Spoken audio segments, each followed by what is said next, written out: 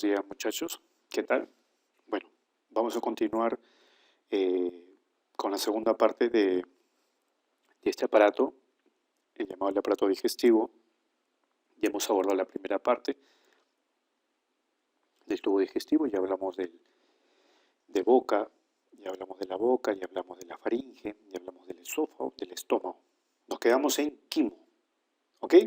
Entonces, el quimo tiene que pasar un esfínter, el esfínter que separa el intestino, perdón, el estómago del intestino delgado. Hay un esfínter llamado el píloro, ¿ok?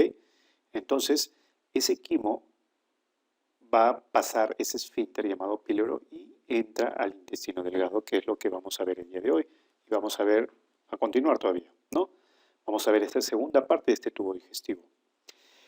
Bueno, analizando la estructura, ¿no?, de este intestino delgado que en longitud llega a medir en un adulto hasta 6-7 metros. ¿Ok? Tiene tres porciones: duodeno, yeyuno e íleo. Son sus tres partes. ¿Ok? En el intestino delgado, el quimo llega, entra y va a ser recibido.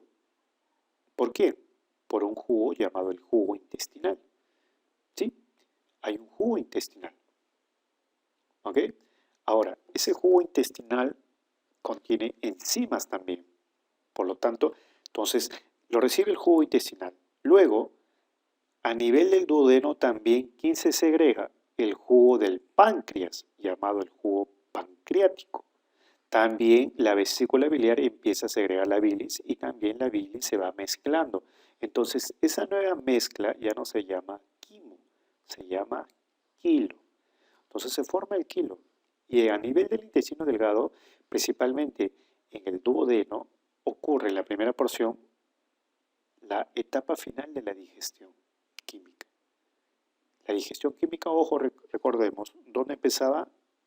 En boca, por la tialina o alfa-amilasa salival. Pero a nivel del intestino delgado ya prácticamente se da la etapa final. ¿Sí? A nivel del duodeno principalmente. Luego, una vez que ya se terminó la digestión, ¿qué significa la digestión química? Que ya tengo los nutrientes, ya tengo aminoácidos, glucosa, ya tengo ácidos grasos, ya tengo eso. Ya solamente que sigue que esto pase a la sangre. Por eso que ocurre esta etapa llamada la absorción de los nutrientes. A nivel de los capilares que pasan por ahí, por difusión, pasa a nivel de las vellosidades intestinales. Se habla de microvellosidades que está principalmente en el duodeno. Ahí es donde va a ocurrir la absorción. Entonces, estos nutrientes pasan a la sangre y definitivamente esos nutrientes van a tener que ser distribuidos por la sangre a todas las células, pues, del cuerpo, definitivamente. ¿Ok? Bueno, como se mencionó, ¿no? Entonces, estos son los dos eventos importantes. El quilo, ¿no? Ahí ocurre la etapa final de la digestión química y luego la absorción. Ya más adelante de ese tubo digestivo ya no ocurre digestión y ya tampoco ocurre la absorción. ¿Dónde ocurre? En el intestino delgado, principalmente en el duodeno. ¿Ok? Entonces, como le mencionaba, pues la bilis proveniente del hígado, ¿no?, de la vesícula donde está almacenada, se desemboca ahí a nivel del duodeno y también el páncreas. ¿Ok? ¿Sí? Ahora también tenemos ahí el jugo intestinal. El intestino delgado tiene su propio jugo. Ahí hay enzimas y todos los componentes. Como dice acá. Además, en las paredes de la mucosa intestinal existen otras glándulas, como por ejemplo las glándulas de Brunner, las glándulas del Lieberkühn. Las glándulas del Lieberkühn son las encargadas justamente de segregar ese jugo intestinal. ¿Ok? Entonces, como dice ahí, ¿no?, en el intestino delgado, específicamente ahí termina la digestión química. Entonces, los glúcidos se van a obtener monosacáridos como la glucosa, por ejemplo. De la grasa se obtienen los ácidos grasos, ¿sí? Y de las proteínas los aminoácidos. Entonces, yo ya obtuve ya los nutrientes, ¿sí? Ya se obtuvo ahí los nutrientes. Entonces, ya están listos para su absorción, ¿ok? Acá dice bien claro, bueno, en esta tablita se muestran los componentes o la composición de estos jugos. A ver, analicemos qué contiene, por ejemplo, la bilis. Ok, eso también lo vamos a ver más adelante cuando hablemos de las glándulas anexas. Sí, definitivamente. Pero, ¿qué contiene, muchachos? ¿Para qué ayuda la bilis para la digestión? A ver, la bilis contiene agua, sales inorgánicas, pigmentos biliares como la bilirrubina, por ejemplo. Tiene ácidos biliares, grasa, colesterol, fosfatas alcalina. A ver, la bilis permite de alguna manera emulsificar las grasas. ¿Qué es emulsificar? A ver, ustedes saben que la grasa no es manipulable, o sea, no se disuelve en agua. Entonces, para que las enzimas puedan actuar sobre estas grasas, para poder realizar la digestión de las grasas, la bilis de alguna manera hace de que las grasas se vuelvan un poco solventes, como para que las enzimas puedan actuar sobre ellas y de esa manera se lleve a cabo la digestión de las grasas para obtener los ácidos grasos. Entonces, ese es el trabajo de las bilis.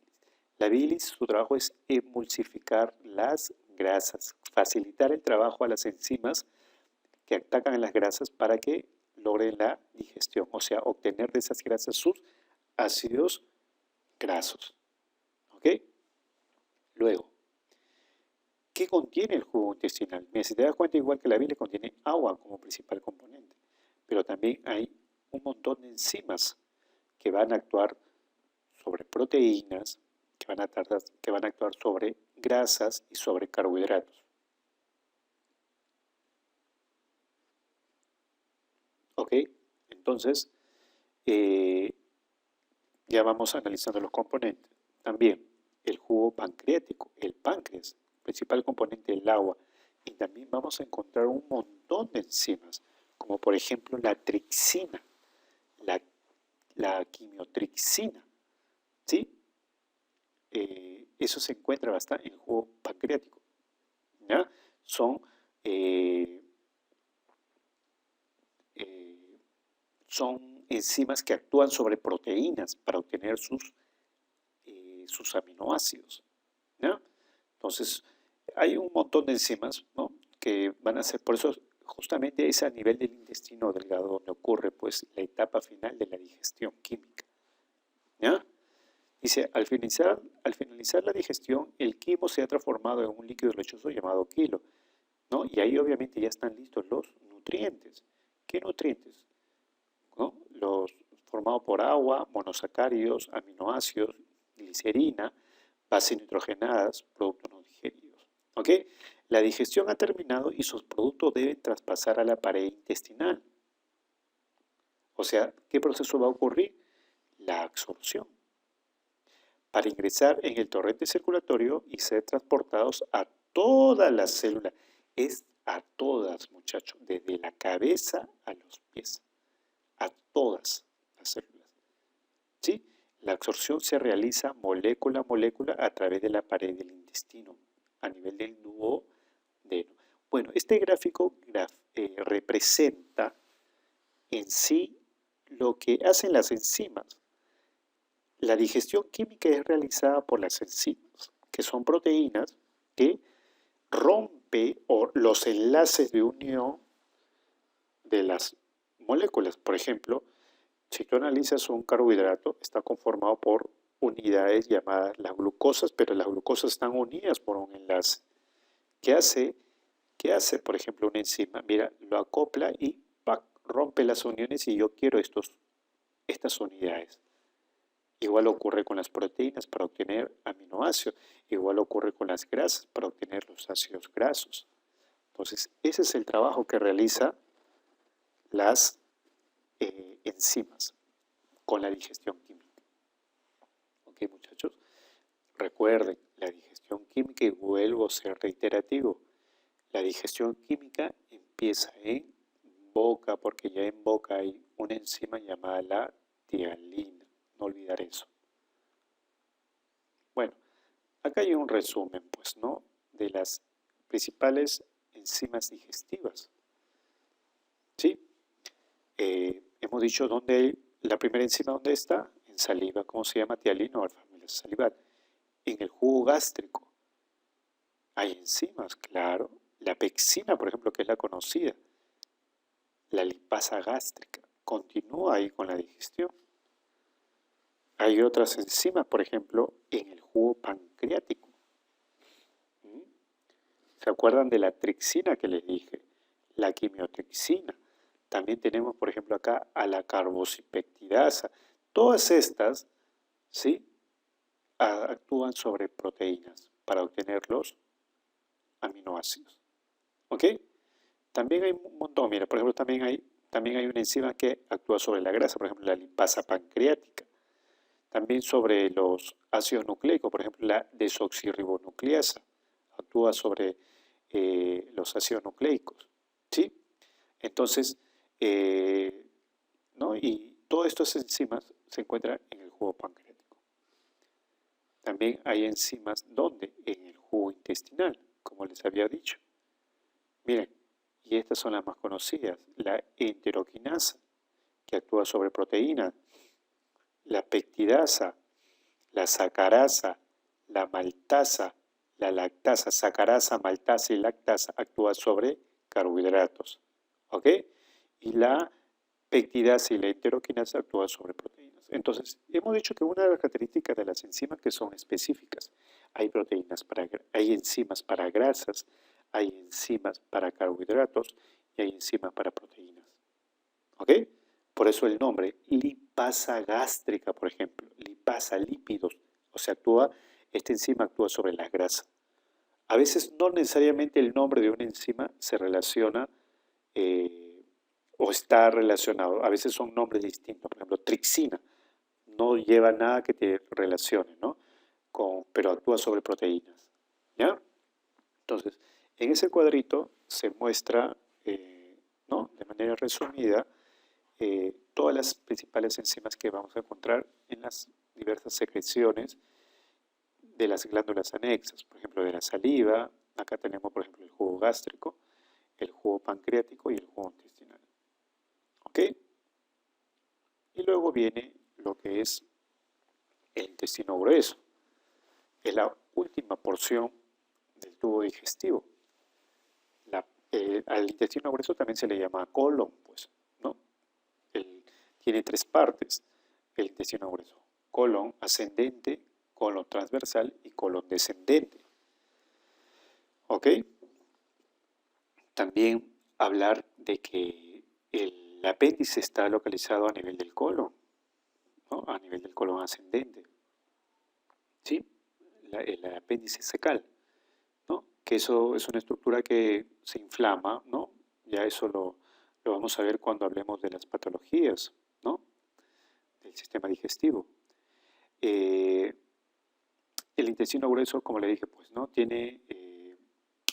se le llama también colon y su inflamación se llama colitis, ¿no? Es una inflamación del intestino grueso. Bueno, al intestino grueso también hay que recalcar que también hay una válvula que separa el intestino delgado del intestino grueso, se llama la válvula ileocecal, ¿ok? Otro aspecto importante es que es a nivel del intestino grueso donde ocurre la absorción de agua. Es por eso que las heces tienen una consistencia pastosa, porque en esta etapa, acá en esta etapa del intestino grueso, en esta parte, ocurre la absorción. ¿Sí? Obviamente también hay que mencionar de que a nivel del intestino grueso nosotros tenemos una flora intestinal muy beneficiosa. O sea, como que entre nosotros se ha establecido una especie de convivencia, una simbiosis, porque ambos nos favorecemos. Por ejemplo, estas bacterias están muy felices estando ahí en nuestro intestino grueso, ¿no? Viven a expensas de nuestros nutrientes de repente, ¿no? Ahora, pero ¿cómo nos beneficiamos nosotros? Ellas, por ejemplo, producen ciertas vitaminas, por ejemplo, la vitamina D, la vitamina K, también producen ciertos factores de coagulación que participan, ¿no?, en la coagulación de la sangre, factores de coagulación que son indispensables. O sea, esta flora intestinal, su ausencia puede traer problemas porque